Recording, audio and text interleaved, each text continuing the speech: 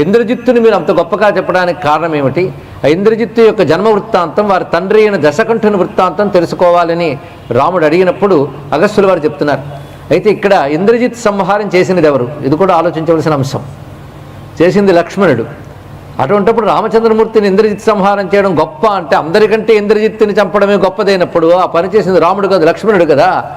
అటువంటిప్పుడు రామచంద్రమూర్తిని కీర్తించడం ఏంటి?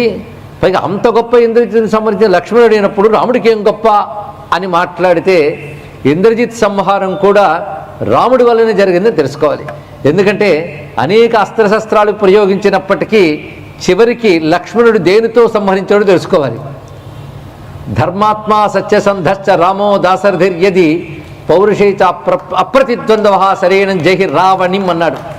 రామచంద్రమూర్తి ధర్మాత్ముడు, సత్యసంధుడు, ప్రయత్నశీలుల్లో గొప్పవాడు. అయితే ఈ శస్త్రము లేదా ఈ అస్త్రము ఈ రావణిం, ఈ రావణపుత్రుడైనటువంటి ఇంద్రజిత్తుని సంహరించుగాక అని ప్రయోగించాక అతను సంహరించారంటే ఎవరి వలన సంహరింపబడ్డట్టు?